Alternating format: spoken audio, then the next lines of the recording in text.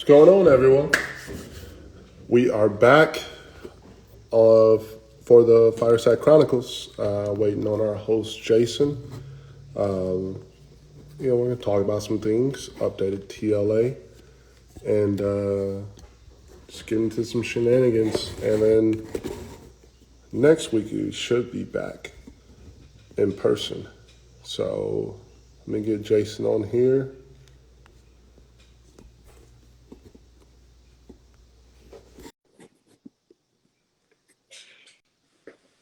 There we come.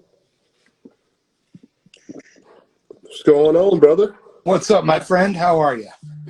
I'm good. I'm good. You can see I'm up and I'm actually healthy-ish now. That is good to hear, man, and it's good to hear your voice and see your face. You as well. You as well. You know, see you have some. See the basement's coming along.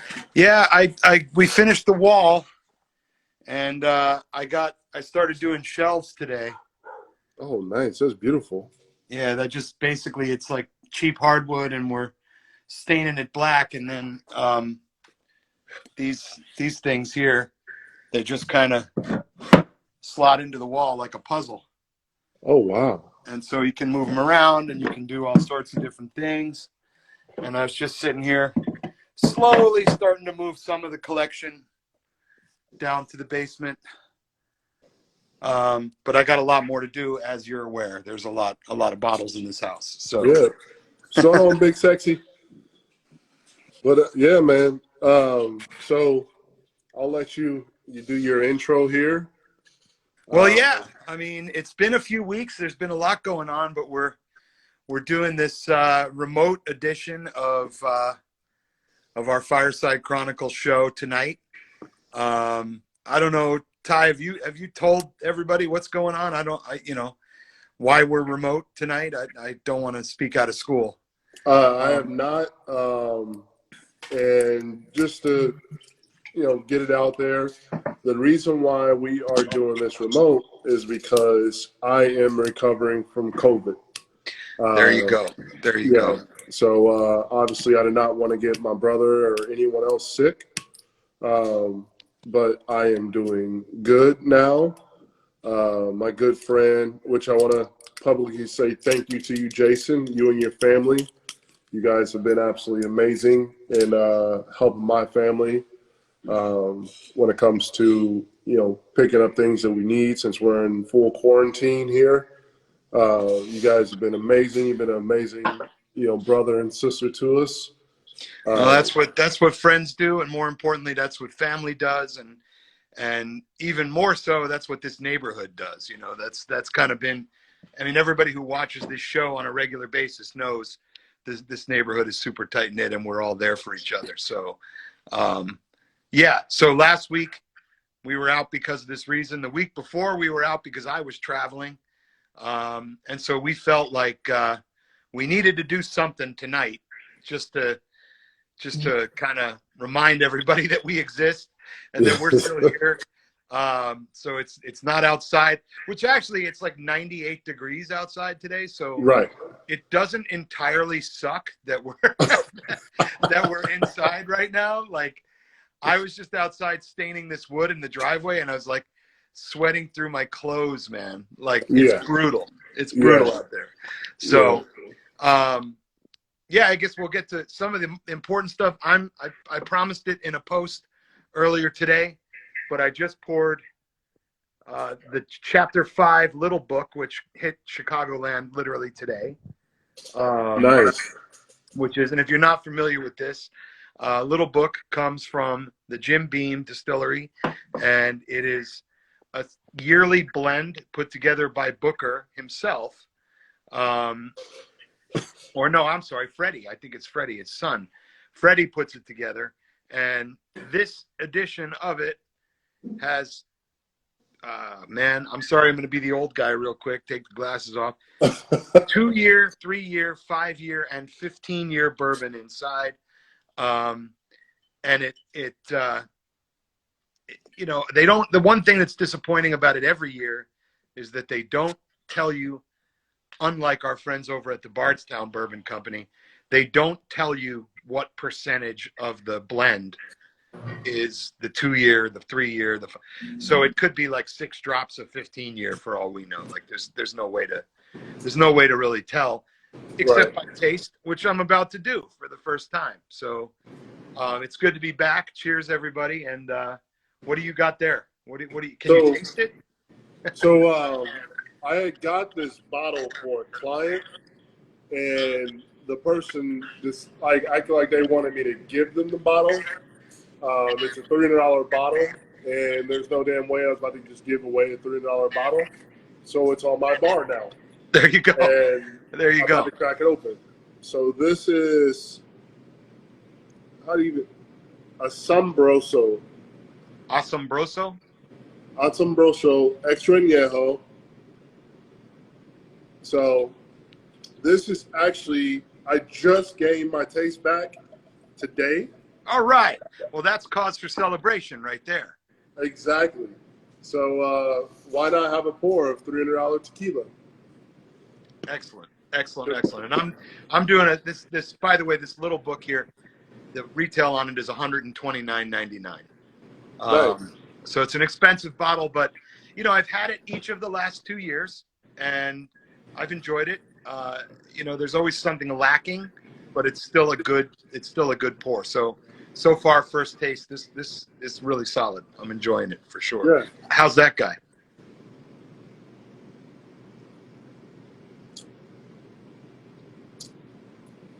This is different. I'm going to have to taste this when I can fully taste again, but it doesn't have like the typical tequila, like agave, like that. It kind of has like a licorice type of taste to it as well. It's different. I'm not sure if it's exactly what I want right now or what I'm desiring right now for my first drink of tequila that I can actually taste. But I can actually smell now too. So. That's a good one. It's funny. That's the one cook, because I had, everybody on this broadcast knows I had COVID, real early on in the process, like March 2020. And of all the symptoms I had, the taste and smell was not one of them. I didn't lose my taste or smell, and so I never had to go through that. I don't know what that's like. I just, like, over the last, 2-3 days, I just lost my taste. Like, throughout the whole, last weekend, my taste was there. Like, it didn't go away, and it didn't go away until, Wednesday. Wow. So, it was just weird. Kansas smell went away, on Monday or whatever, and then it came back on Wednesday, and then my taste just went away on Wednesday.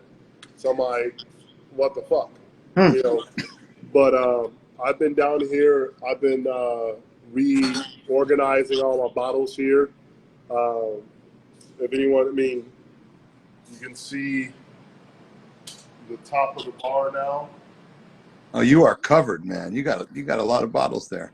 Yeah, there's that Codigo 1530 I see right there. Oh, no, wait. What about this? Oh, baby. We got the whiskey down below. All right. All right. Well, Taylor, I see lots of good things there. All right. Yeah. And then there's some more bottles that are to my left and my right.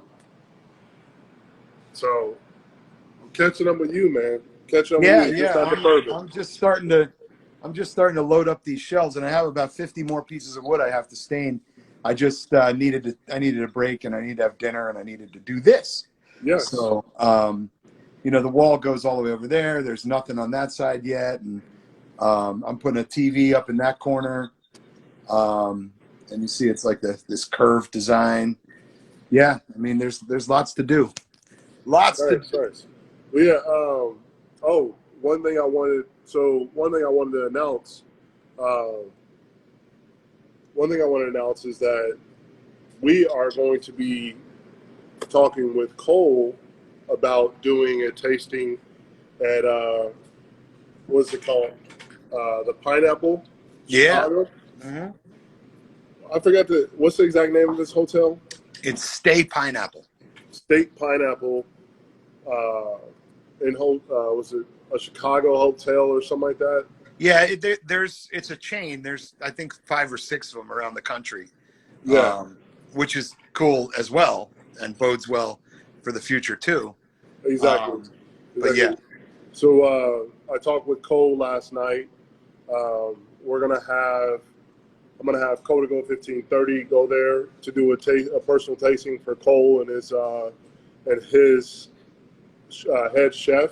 that dude's a good guy. I've talked to him a couple times. The chef, he's a Yeah, nice guy. Yeah, I don't know if he wants to be called out by name, but he's a great guy. nice, nice. Yeah. Well, we're gonna have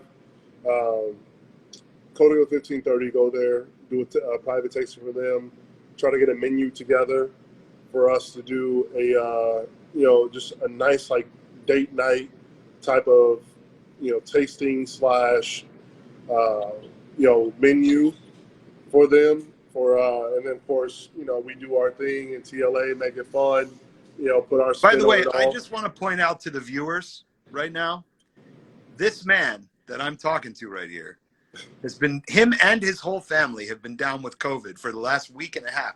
He's still out there hustling, trying to get tastings going, dealing with new companies and all this stuff. It's very impressive, Tyler, I have to tell you. Because when I was down with that shit, man, I didn't get out of bed for 2 weeks. Like it's pretty impressive. So No, well done. man, you know, I I wasn't gonna be held down, man. You can. Yeah, you can. Yeah, You got to hustle. I'd already mowed my lawn and everything, so I'm good, man. You are a bad motherfucker. I love it. I love it. Well, I But can't wait till we can do this in person again, man. This is cool. definitely, yeah, But this harkens back to like January when we Yeah. were like, it was 30 degrees below zero when we were in this, in the same rooms, across the neighborhood like this. But it's good to do it regardless, man. It's nice. So I need to point out the New York Yankees have now won 12 games in a row and 24 of 29 since the All-Star break. And they're killing it. They're absolutely killing it.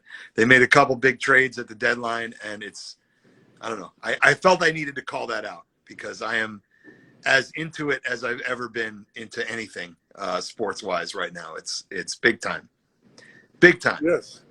I mean, the Yankees are definitely killing it.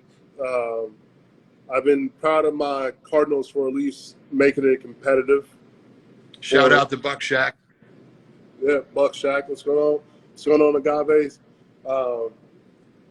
I've been proud of my Cardinals for that. What's going on? So, what is your – okay, so we had the preseason game. The Mitch Trubisky versus the Bears preseason game. What'd you think? Did you watch it? I did not watch it. I historically do not watch any preseason, and I historically do not give any credence whatsoever to anything that happens in the preseason. Because if you remember, years back, when the Detroit Lions went 0-16, they went undefeated in the preseason that year. It doesn't matter. Nobody is going full speed. No one is trying. It doesn't matter. And I would say that I'm not just saying that because Mitch shredded the Bears defense. He did. He definitely did. However, it doesn't matter. It doesn't matter.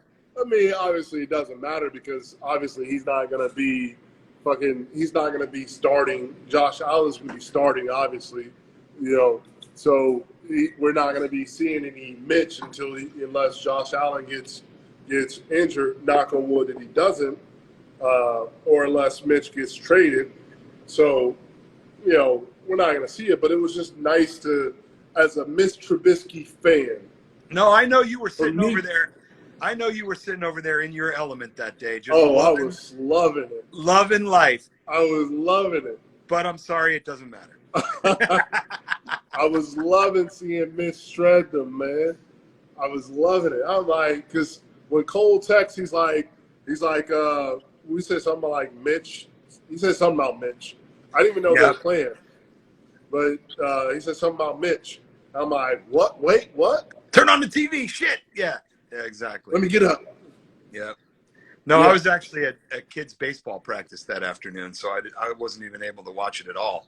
But I normally don't. I truthfully don't. Like, you know, football is a gambling sport for me, a drinking sport for me.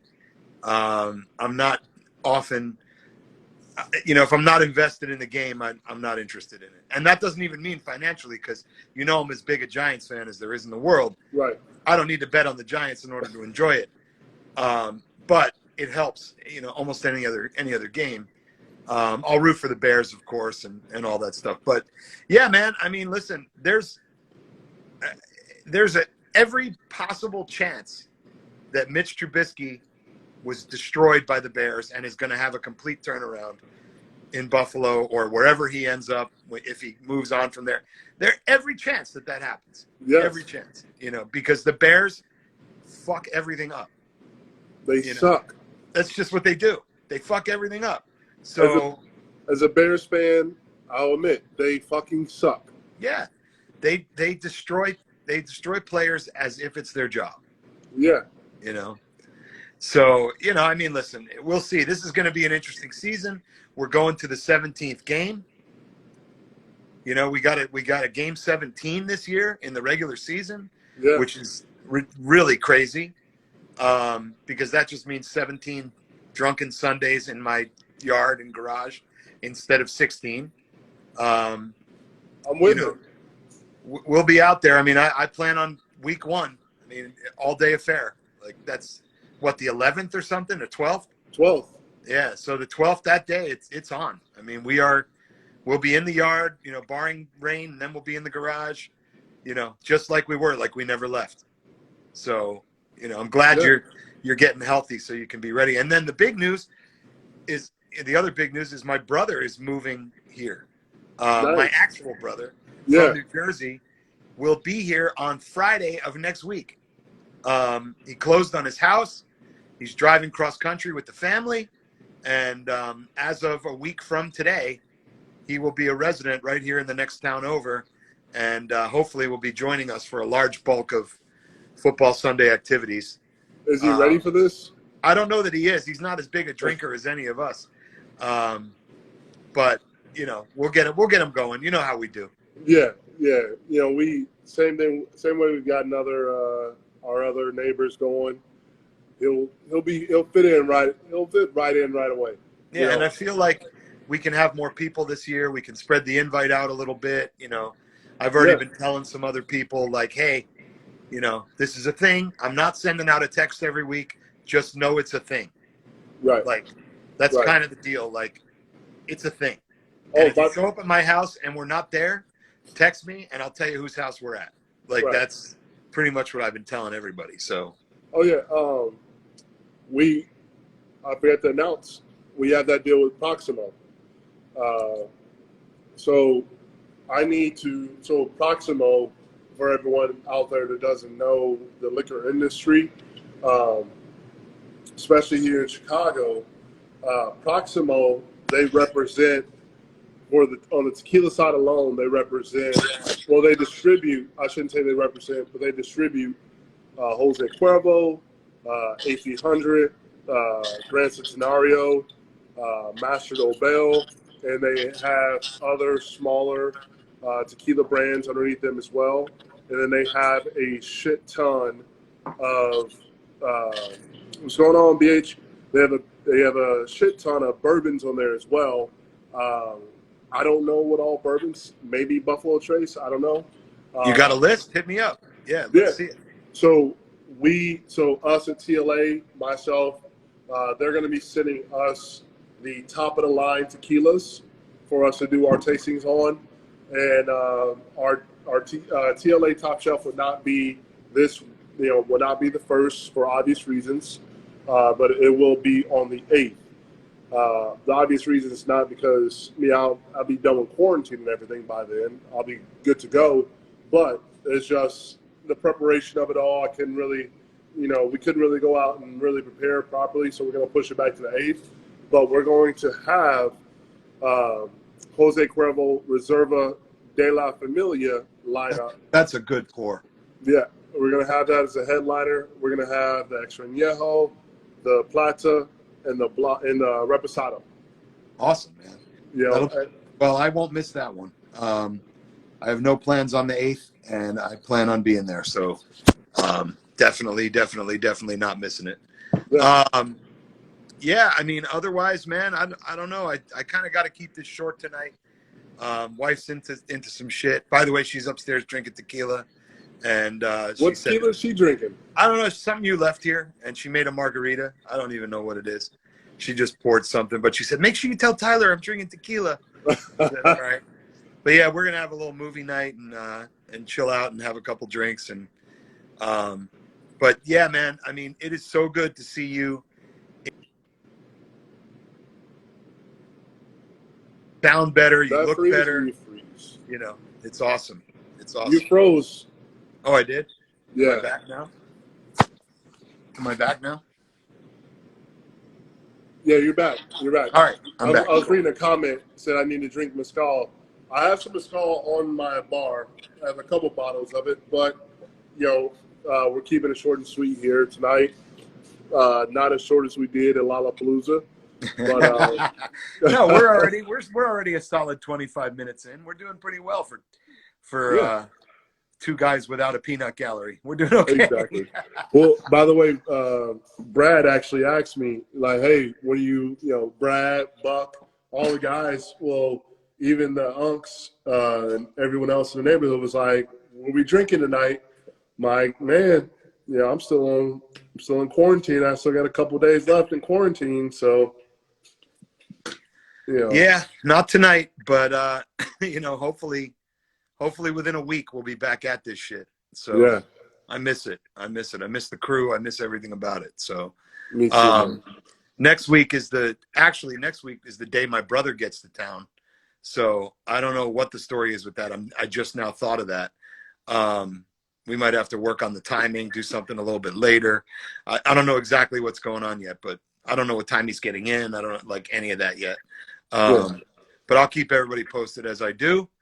And I think with that, we're going to wrap this up today. Thanks for joining, everybody. Tyler, you keep on that mend, man. You keep getting yourself well.